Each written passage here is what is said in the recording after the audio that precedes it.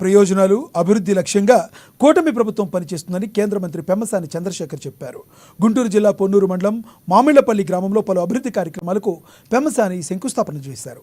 ఆ తర్వాత కొట్టంపూడి అడ్రోడ్డు వద్ద ఏర్పాటు చేసిన సభలో పాల్గొన్నారు. ఆయన ముఖ్యమంత్రి చంద్రబాబు రాష్ట్ర ప్రజలే లక్ష్యంగా పనిచేస్తున్నారని పెమ్మసాని పేర్కొన్నారు. గ్రామాల అభివృద్ధికి మొదట ప్రాధాన్యత ఇస్తున్నామని తెలిపారు. గత ప్రభుత్వంలో రాష్ట్ర అభివృద్ధి కుంటుపడిందని కేంద్ర మంత్రి ఆరోపించారు.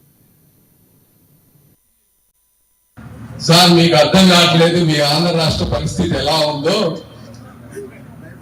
వీళ్ళందరూ మా అందరూ ఒక భయం ఉంది సార్. నేను మీ ఆంధ్ర రాష్ట్రానికి వచ్చి 5 సంవత్సరాలు అయింది సార్ అని చెప్పారు.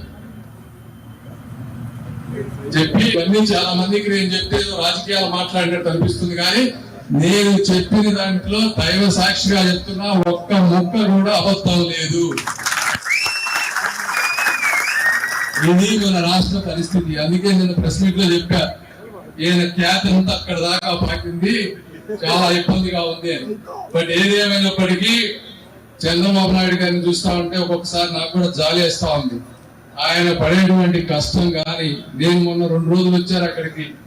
అసలు పొద్దున్న నుంచి రాత్రి 11 వరకు ఎక్కిన గడప దిగిన గడప వెళ్ళటం కలవ